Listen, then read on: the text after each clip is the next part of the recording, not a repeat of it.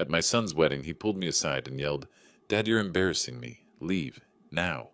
I shoved the crumpled envelope into his hands, $12,000 I'd saved all year, and walked out in silence. The next morning he called demanding I sell our family's 60-acre orchard so he could build luxury condos and get rich. I refused. 3 days later, he called me 47 times in a single day. By then, it was already too late. What I did in those 72 hours changed both our lives forever. He never expected an old farmer could move that fast. I'm grateful you're here. Before I tell you what happened in those 72 hours, let me know where you're watching from and what time it is right now. The highway stretched ahead of me like a promise I wasn't sure I could keep. 5 in the morning, October dark, giving way to gray, and I had 4 hours between my orchard and my son's wedding. 4 hours to remember how to be the kind of father who belonged in a Manhattan ballroom. The envelope sat in my jacket pocket. $12,000. That was every penny from this year's apple harvest. Every morning at dawn. Every afternoon on a ladder with the sun on my neck. Every night with my back screaming and my hands cramped around phantom branches. Lillian would have been proud. She always said when Martin got married, we'd give him everything we could. She'd been gone 10 years now, and everything I could turned out to be exactly $12,000. I looked at my hands on the steering wheel. I'd scrubbed them for 20 minutes that morning with the brush Lillian kept by the kitchen sink. The one she'd bought specifically for getting soil out from under fingernails. The one I still couldn't throw away. But you can't scrub away 40 years of orchard work. The dirt was still there if you looked close enough. In the creases. Under the nails. Pardon me now. Martin. Investment banker, Manhattan apartment, 7-figure salary or close to it. He'd called last month voice bright with that particular Christmas morning excitement. Dad, I'm getting married. Her name is Sloane. She's amazing. You're going to love her. I hadn't met her yet. He'd been too busy. Work, travel, the kind of life I'd worked myself half to death to give him. The kind of life that meant 6 months could go by without a visit home. But he'd called. He'd invited me. He wanted me there. That had to mean something. An hour outside the city, I pulled into a rest stop and changed in a bathroom stall. The suit. Black. The only one I owned. The one I'd bought for Lillian's funeral and hadn't worn since. It still fit more or less. The tie took me 3 tries. Lillian used to do my ties. Said I looked like I was strangling myself when I did them on my own.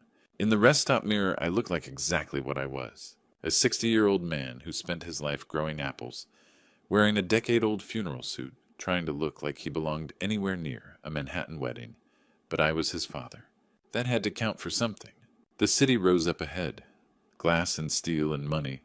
My world was soil and branches and the smell of apples ripening in September sun.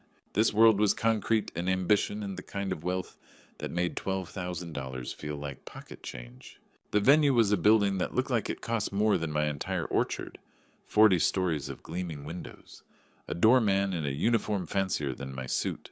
I skipped the valet parking, found a public lot 3 blocks away because I wasn't about to hand my truck keys to someone wearing white gloves. I walked those 3 blocks with the envelope in my pocket and my heart doing something complicated in my chest. Pride, fear, hope that tasted like worry. The doorman held the door. His eyes flicked over me. My old suit, my calloused hands, the way I didn't quite know what to do with my body in a space this expensive. He didn't say anything. Didn't have to. I'd seen that look before. The look that said I didn't belong here. I should have paid attention to that. But I walked through those doors anyway, because I was Martin's father, because I'd driven 4 hours, because Lillian would have wanted me here. I should have known then. Should have seen it in the doorman's eyes. But I was too proud of my son to notice.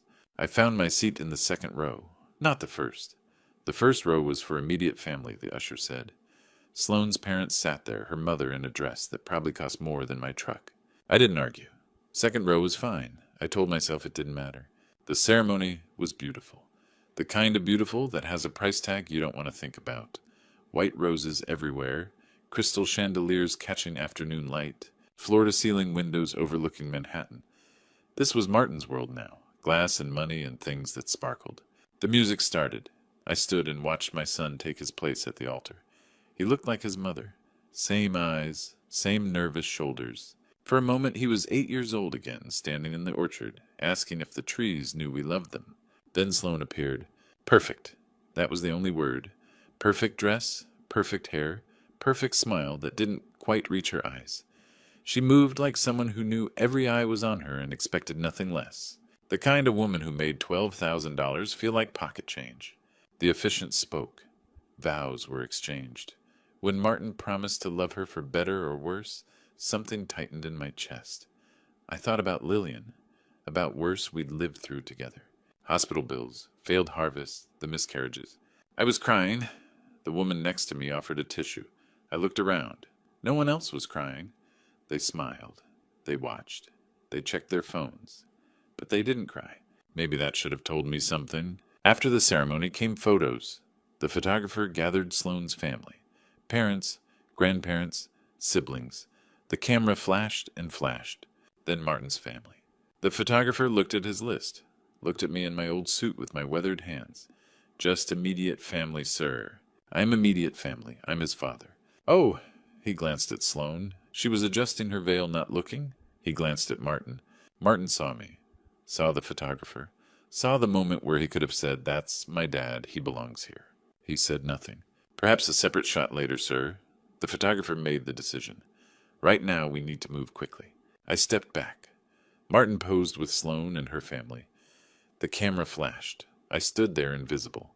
The reception started. I was seated at table 12. Not with the wedding party. Not with immediate family. Table 12 near the back with strangers. A colleague of Sloane's. A couple from Martin's firm. They made polite conversation for 5 minutes, then forgot I existed. The head table was so far away I could barely see Martin's face. Sloane sat beside him, laughing, holding court. They looked like they belonged together, like they belonged here. I touched the envelope in my jacket. $12,000. I'd give it to him later. Find a quiet moment during the dancing. Father and son. We'd talk. He'd apologize for the photo thing. I'd understand. Weddings were stressful. That's what I told myself. I watched Sloane whisper something to Martin. Watched her eyes flick toward my table. Toward me. Watched her face do something small and cold. Watched Martin's expression change. Then I watched my son stand up and walk toward me through the crowd. He wasn't smiling. "Dad, we need to talk. Outside." His voice was flat, rehearsed. I stood. "Of course, whatever you need." He walked toward the terrace doors without looking back. I followed through the crowd of guests drinking champagne and laughing at jokes I wouldn't understand. The terrace overlooked Manhattan, glass and steel and lights stretching to the horizon. October air hit cold when Martin opened the door. Music and laughter behind us, then silence when it closed. "What's wrong?" I asked. "You look stressed?" He stared at the skyline, wouldn't look at me. "Sloane thinks you should leave." The words didn't make sense. Leave what? The reception? He still wouldn't look at me. "You're making her uncomfortable." I laughed because it had to be a joke. I haven't even spoken to her. "How am I?" "Her colleagues are here, important people. And you?" He trailed off. I looked down at my hands, the hands that had worked themselves raw so he could have this life. I looked like I came from the fields. "Dad, that's what you mean. I look like a farmer, because I am a farmer." He finally looked at me. "It's not about that." "Then what?" "You don't fit here." The music inside swelled. Someone laughed, life continuing while mine stopped. "I drove 4 hours to be here." I touched my jacket. "I brought you." "I know, and I appreciate it. But Sloane's upset. Can you just go, please? This is your wedding. I'm your father. I know who you are." His eyes met mine. Finally. That's the problem. The words hung between us. "I know who you are." Like being his father was shameful. Like the life I'd lived to give him this one was an embarrassment. Through the glass door I saw Sloane, standing inside, watching. That perfect face, that cold smile. She'd wanted this, wanted me gone. And Martin had chosen. Does she know what I did to be here? My voice stayed steady. What I sacrificed. "Just go, Dad. Don't make this harder." I could have argued, could have stayed. But I'd raised him better than to cause a scene, even if he hadn't learned better than to break his father's heart. I pulled the envelope from my pocket. $12,000. Everything I had. I placed it on the table between us. "This was for you. Your mother would have wanted you to have it." He looked at it, didn't pick it up. I walked past him. Through the reception, through the hall. The doorman held the door and didn't meet my eyes. Rain started as I reached the parking lot. Cold October rain soaking through my suit. I sat in the truck before I could make my hands work the ignition. 4 hours home through rain and darkness. No radio, no stops. Just my hands shaking on the wheel and my chest feeling carved out. The highway stretched empty ahead. 4 hours to think about my son saying, "I know who you are," like an accusation. 4 hours to realize I'd lost him long before tonight. 4 hours to understand that sacrifice doesn't matter if the person you sacrifice for is ashamed of where it came from. I made it home past midnight. The house dark, the orchard dark. Everything dark except the porch light I'd left on that morning when I'd been stupid enough to think this day would end differently. I sat in the truck for an hour after I pulled into the driveway. Engine off, hands on the wheel, staring at the dark house like it might tell me what to do next. It didn't. I got out eventually. Had to. But I couldn't make myself go inside. The house felt too empty. Had felt too empty for 10 years since Lillian died. But tonight it felt like something more than empty. Like a place where happy memories went to die. I sat on the porch steps instead. The same steps where Lillian used to shell peas on summer evenings. Where Martin used to sit and tie his boots before heading out to the orchard. Where we'd been a family once. October cold seeped through my suit. I should have gone inside. Changed clothes, made tea. Done something normal. But normal felt impossible. So I just sat. The orchard stretched out in front of me. 60 acres of apple trees I'd known my whole life. Trees my father had tended. Trees his father had planted. In the darkness they looked like an army of ghosts. Silent witnesses to everything I'd lost tonight. I thought about Martin at 8 years old. Climbing those trees with muddy hands and scraped knees. Asking me if the trees knew we loved them. Laughing when apples fell and bonked him on the head. He'd been mine then. Really mine. Before he learned to be embarrassed by dirt and calluses and the smell of honest work. When did I lose him? Was it college when he came home for Christmas and couldn't wait to leave? Was it his first job when he stopped calling every week? Was it earlier in high school, when he'd asked me to drop him off a block from school so his friends wouldn't see the truck? Or had I never really had him at all? Had I just been borrowing him until someone like Sloane came along and reminded him he could do better than a father who grew apples? Around 3 a.m, I walked out to the willow tree. Lillian's grave. I'd scattered her ashes here 10 years ago because she'd loved this spot. Said it was peaceful. Said she could hear the trees breathing here. I knelt by the stone, touched her name carved in granite. "He's ashamed of us," I said, out loud, to the darkness and the willow and the wife who couldn't answer. "Of me, of you, of everything we built. He told me I don't fit in his world. Said he knows who I am, and that's the problem." The willow branches moved in the wind. That was the only answer. I stayed there until the sky started turning gray. Until the birds woke up and started singing like the world hadn't ended. Until the cold had soaked so deep into my bones I couldn't feel my fingers anymore. Back at the house I made coffee. My hands shook so hard I spilled grounds on the counter. The coffee brewed, but I couldn't drink it. Just stood there holding the mug, watching steam rise. Thinking about my son's face when he said those words. "I know who you are." Like an accusation. Like a crime. At 6:30 my phone rang. I'd left it on the porch all night. When I picked it up, the screen was cold. Martin's name glowed in the dim morning light. My heart did something stupid. Something hopeful. Maybe he was calling to apologize. Maybe he'd woken up and realized what he'd done. Maybe he'd told Sloane he was wrong. That I was his father and I belonged there and she needed to accept that. Maybe there was still a chance to fix this. I answered. "Martin." His voice came through bright and cheerful. Like last night never happened. Like he hadn't kicked me out of his wedding. Like he hadn't told me I was the problem. "Dad, hey, listen, I've got a quick question about the orchard." "Dad, hey, listen, I've got a quick question about the orchard." His voice was bright, cheerful, like he was calling to ask about the weather. Like 12 hours ago, he hadn't told me I was a problem that needed to be removed from his wedding. I said nothing, held the phone, waited. So Sloane's boss knows this developer, right? A really successful guy. And he's interested in the property. The orchard. He's offering $10 million. $10 million. The words didn't connect to anything real. That was a number for other people. People who belonged in Manhattan ballrooms. Martin kept talking. His pitch was smooth. Practiced. They'd build luxury estates. Subdivide the 60 acres into maybe 12 or 15 houses. High end. Arthur would get $3 million. $3 million? Imagine that, Dad. You could retire. Move into a nice condo near us. Really enjoy life. Enjoy life. Like I wasn't enjoying life. Like growing apples my grandfather planted was somehow suffering. Martin? My voice came out flat. After last night? Last night was just wedding stress, Dad. Sloane was overwhelmed. But this is about your future. Our future. This is a real opportunity. The orchard isn't for sale. I'm not asking you to sell it. Just develop it. Turn it into something valuable. Something that actually makes money. It is valuable. Dad, be realistic. You're 60 years old. How much longer can you maintain 60 acres by yourself? This way you'd have security. We'd all have security. I don't need security. I need my land. Think about what Mom would want. I heard myself say it before I knew I was going to. Don't you dare speak for your mother. Silence on the line. Then fine. Just think about it. I'll call you back. He hung up. That was Sunday morning. By Sunday night, he'd called 6 more times. By Monday, there were texts. Tuesday brought voicemails. Wednesday, Sloane left a message. Her voice was sugar-sweet poison. Arthur, this is really selfish. You're denying Martin his future. We just want what's best for everyone. Thursday, Martin's text turned threatening. I'll contest Mom's will if I have to. That land should be mine. By Friday, I'd stopped counting.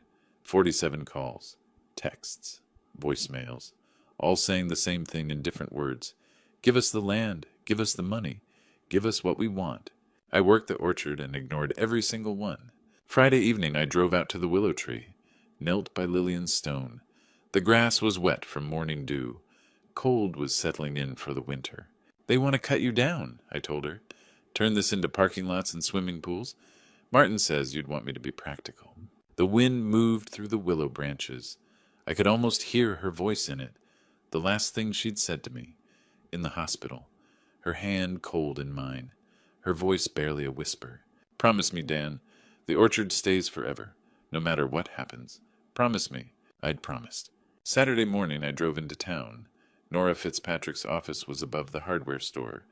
I'd used her when Lillian died. When I refinanced the house. She was smart and direct and didn't waste time. I told her everything. The wedding, the dismissal, the calls, the development offer. My voice broke once when I got to the part about Martin saying I didn't fit. Nora listened, took notes. When I finished, she was quiet for a moment. There's a way to protect the land, she said. Permanently. Agricultural conservation easement. You donate the development rights. The land can only be used for farming. Forever. Even after your death. Even if someone inherits it. Can never be subdivided, can never be developed. How fast can we do this? Paper's ready tomorrow if you're sure. I've never been more sure of anything. Sunday afternoon I sat in her office and signed. Page after page. My name over and over. Each signature a wall being built. Each signature a promise being kept. Nora witnessed everyone. When we finished, she gathered the documents. I'll file these with the state this afternoon. By tomorrow morning, it's permanent. I watched her seal them in an envelope. Watched her write the state office address. Watched her set them aside for Monday filing. I drove home. Ignored 3 more calls from Martin. Slept that night better than I had in a week. Monday afternoon, Nora called. Papers are filed with the state. It's done. Permanent. Thank you. I hung up, sat in my kitchen, looked out at the orchard. My orchard? Protected forever now. Time to tell Martin what he'd lost. I dialed his number from Nora's office. Put it on speaker so she could witness. Martin answered on the first ring. Dad, finally I knew you'd come around. I'm not calling about that. I'm calling to tell you something. What? The orchard is protected. Perpetual agricultural conservation easement. It can never be developed. Silence. Then you... What, Dad, you can't... It's done? Irrevocable? Filed with the state this morning. He laughed nervously. You're joking. You're angry about the wedding and trying to scare me. I'm not joking. The land will never become luxury estates. Not condos, not anything. It remains an orchard. Forever. No. His voice went sharp. No, you didn't. Call them back. Undo it. It's permanent, Martin. Do you understand that word, permanent? Sloane's voice erupted in the background. I heard her grab the phone. Arthur, this is insane. That's Martin's inheritance. It was never his inheritance. It was my property. Given to me by my father, who received it from his father. You selfish old man, we'll sue you. The easement is legal and binding. You'll lose. And waste money on lawyers you can't afford. Martin back on the phone, voice breaking. Dad, please. We can still fix this. You kicked me out of your wedding because I embarrassed you. 24 hours later, you demanded I destroy my family's legacy for money. There's nothing to fix. I said I'm sorry about the wedding. No, you didn't. You've never said sorry. Not once. Okay, I'm sorry, now please. Too late. Dad. I hung up. The phone rang immediately. I turned it off. Nora stared at me. That was cold. That was necessary. I walked out to my truck. The phone in my pocket buzzed against my leg. I ignored it. 20 minutes home. By the time I pulled into my driveway, the phone had stopped. I turned it back on. 46 missed calls. All Martin. A dozen texts. Please call me back. This is ridiculous. You're being selfish. I can't believe you're doing this to me. To me. Like I was doing something to him, not the other way around. I deleted every message, blocked his number, sat in my truck looking out at the orchard, 60 acres of apple trees, protected now, forever, the way Lillian wanted, the way my father wanted. My son had made his choice at that wedding. When he said, I know who you are, like it was shameful. Now I'd made mine. The phone rang again, different number, probably Sloan. I watched it ring, didn't answer, deleted the voicemail without listening. I got out, walked to the porch. The same porch where 2 nights ago I'd tried to understand how he could do this. Now I understood. He'd stopped being my son long before that wedding, maybe years ago, maybe the first time he was embarrassed by my truck or my clothes, or the dirt under my fingernails. I'd been too blind to see it, but I saw it now. The orchard stretched out before me in the afternoon light. 60 acres my grandfather had died protecting. My father had maintained. Lillian had loved. Martin had tried to destroy. It was safe now, and I was alone. But some things are worth being alone for. Winter came, snow buried the orchard. I didn't hear from Martin, and I was grateful for the silence. November and December passed, in the kind of work that doesn't leave space for thinking. Pruning, repairing wind-damaged fences, winterizing equipment. The orchard demanded attention, and I gave it freely. Better than sitting in an empty house remembering the son I used to have. I hired help Jonah Mercer, 19, a local kid from 3 farms over. He arrived his first morning with worn work gloves and boots that had seen real mud. Why'd you choose me, he asked when I offered the job. Because you're not afraid of dirt under your fingernails. He didn't understand. He didn't need to. He just worked hard, honest, curious. Asked good questions, listened to the answers. Reminded me of someone I tried not to think about. I taught him what my father taught me, what I'd tried to teach Martin before he decided there were better things to learn than grafting an apple tree. January brought the idea for a weekend farm program, local kids 10 or 12 years old, teaching them soil seasons, patience, how long it takes to grow something that lasts. 15 kids the first week, 20 the second. Their parents grateful for something that got them outside, away from screens. It wasn't replacing what I'd lost. You can't replace your own child. But it filled the space with something that mattered. February arrived cold and clear.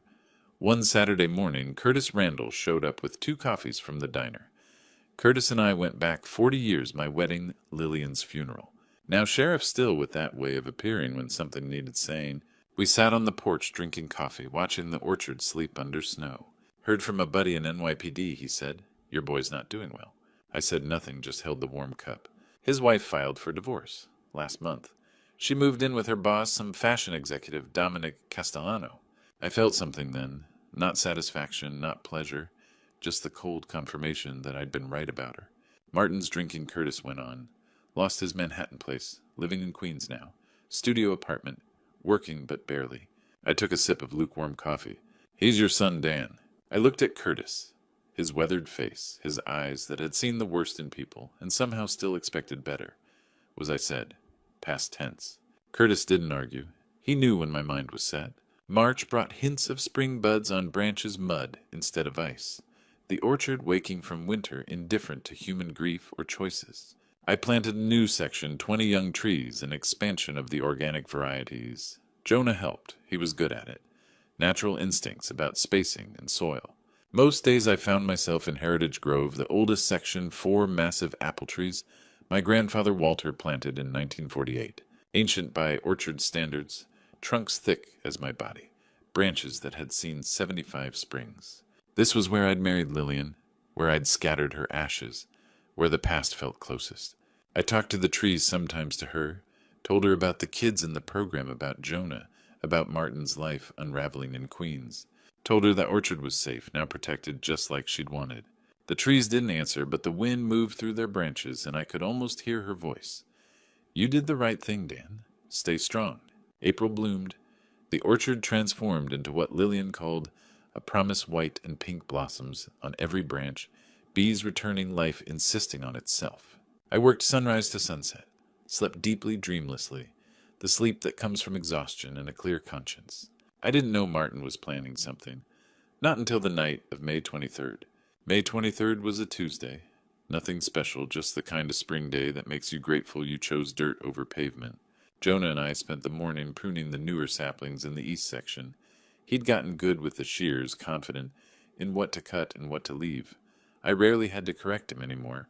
We broke for lunch around noon, eating sandwiches on the porch. He asked about Heritage Grove and why those 4 trees were different.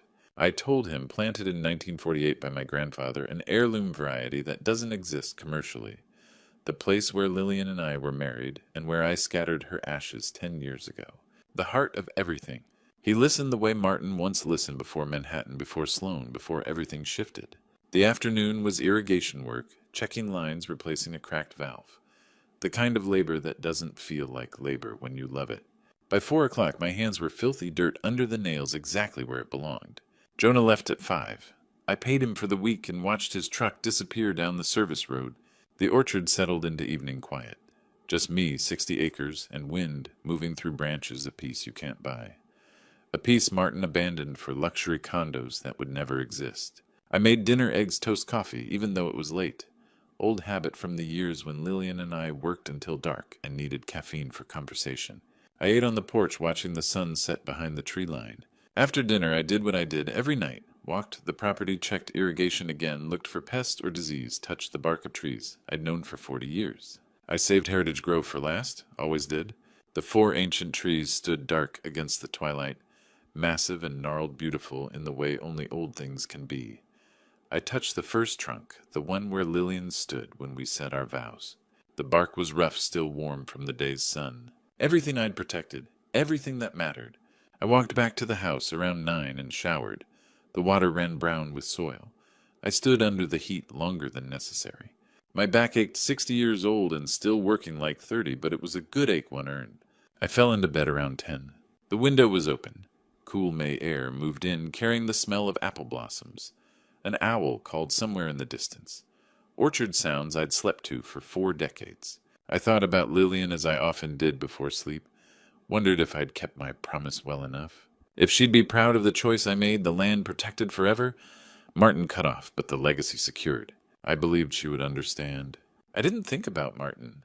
I hadn't thought about him much in 6 months. He'd made his choice at the wedding. I'd made mine with Nora's paperwork. We were done. Sleep came easy, deep, dreamless, earned through physical work and a clean conscience. I had no idea my son was driving drunk from Queens with a gas can in the passenger seat. No idea he was turning onto my service road at 6 in the morning. No idea he was pouring gasoline around the 4 trees I loved more than anything, except the woman buried beneath them. I was asleep when my son tried to burn down my life. 3:30 in the morning, pounding on my door. Jonah's voice screaming my name. I was awake before my feet hit the floor. That kind of screaming means one thing. Fire. I ran. Didn't bother with shoes. Didn't bother with anything. Out the door in my undershirt and jeans. Jonah stood in the yard pointing toward the east property line. Heritage Grove. Orange light painted the sky. Flames 20 feet high, climbing through branches that had stood for 76 years. All 4 trees burning. Burning like someone had soaked them in accelerant and struck a match. Someone had. I ran toward them. The heat hit me 50 yards out. The smell. Gasoline and burning wood and something else. Something that smelled like the end of everything. Mr. Whitmore, don't. Jonah grabbed my arm. I shook him off, kept running. That was Lillian's tree. The first one, the one on the left. The one where she stood in her mother's wedding dress 42 years ago. The one where I scattered her ashes. The one that held everything I had left of her. It was burning. Jonah tackled me. Actually tackled me. Put his shoulder in my chest and drove me to the ground 10 yards from the flames. You can't. The heat will kill you. I fought him. 60 years old, fighting a 19-year-old kid because I needed to reach that tree, needed to save something, needed to do what I hadn't done 6 months ago at the wedding, needed to protect what mattered. That's her tree? I was screaming. Didn't realize it until the words were already out. That's her tree. Jonah held me down. The flames roared.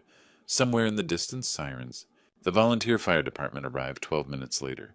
Took them 90 minutes to kill the fire. 90 minutes of water and foam in 3 trucks, pumping everything they had onto 4 trees that had survived the Depression and 2 world wars and 76 winters. They couldn't survive my son. Dawn came while the embers still smoked. 4 heritage trees, 4 charred stumps, black skeletons reaching toward a pink sky like they were still trying to grow, still trying to live. 12 younger trees nearby had caught, damaged, scorched, maybe salvageable, maybe not.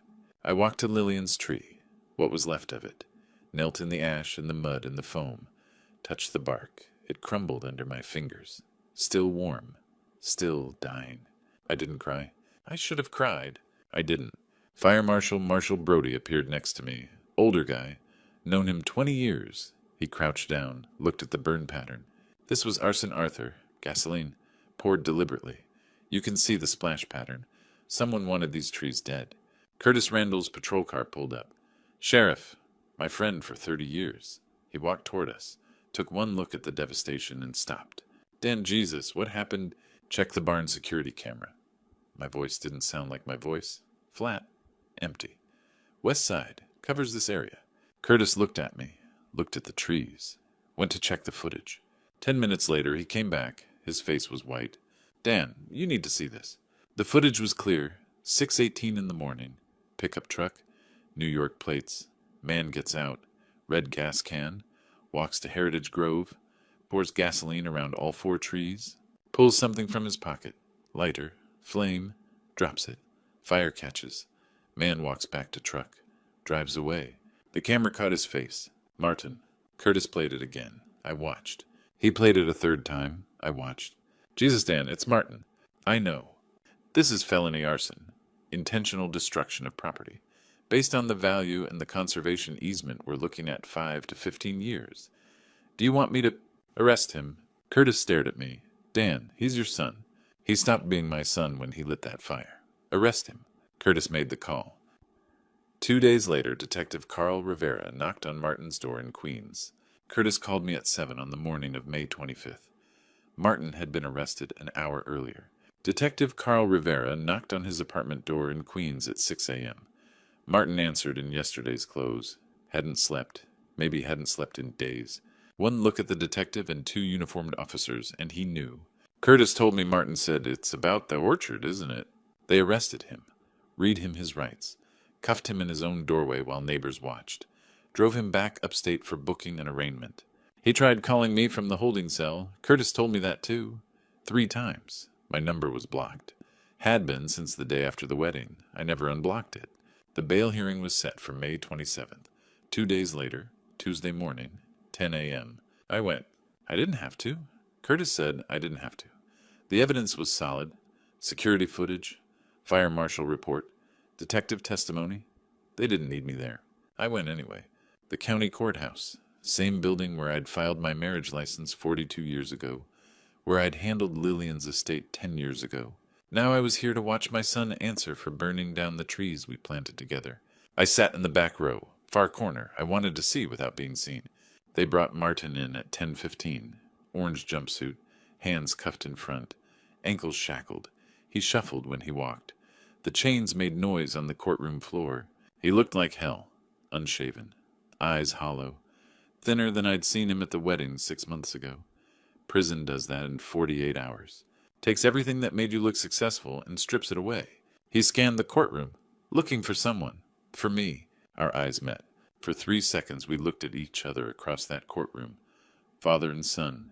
60 years and 27 years. A lifetime of history in 3 seconds.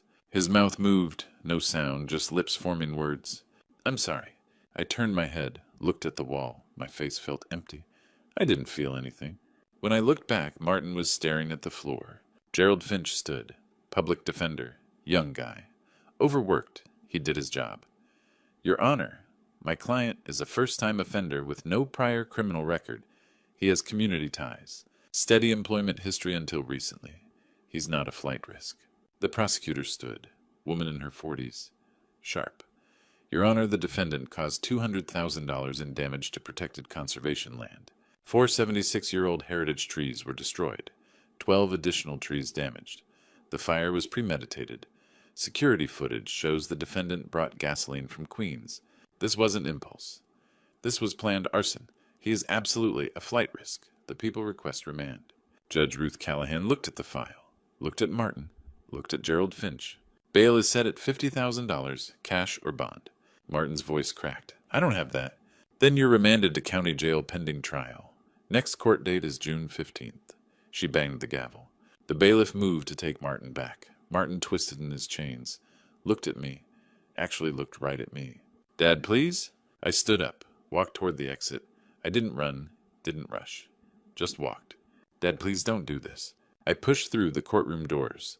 The sound cut off behind me. Heavy wood, good insulation. Curtis was waiting in the hallway. Dan, you okay? I'm fine. That was hard. It was necessary. I drove home. The orchard was waiting. Jonah had ordered 4 new saplings. Heritage varieties. The closest we could find to the ones that burned. Martin sat in county jail for 7 days. I planted trees. While my son sat in a cell, I planted 4 saplings. Day 1, I called nurseries across 3 states, looking for heritage apple varieties, the kind that don't exist in commercial orchards anymore, the kind my grandfather planted in 1948, the kind Martin burned. Found them in Vermont, a family operation that specialized in heirloom trees. I ordered 4. They'd arrive in 3 days. Day 2, the community came. I didn't ask them to. They just showed up. Neighbors I'd known for 40 years. People who bought apples from my farm stand every September. Jonah brought 6 kids from the weekend farm program. We cleared the debris, 4 massive charred stumps. 76 years of growth reduced to blackened wood and ash. It took 12 of us 6 hours to cut them down and haul them away. I saved pieces.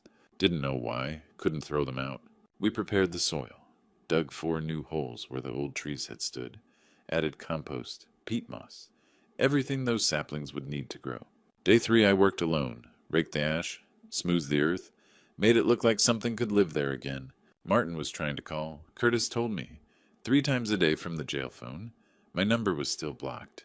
He wrote letters. Gerald Finch told me that too. The jail held mail for 3 days before sending it.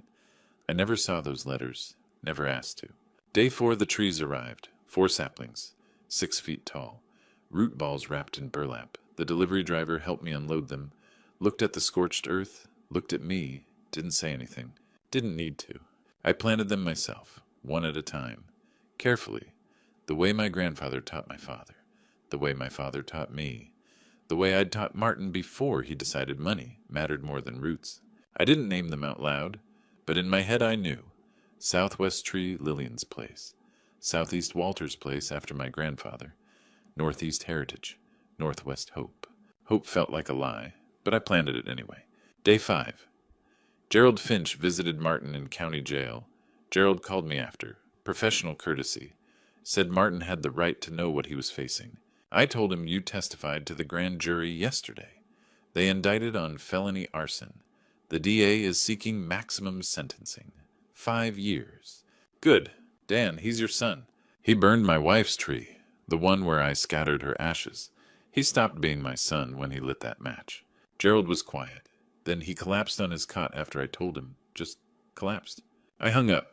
Day 6, the local paper ran the story.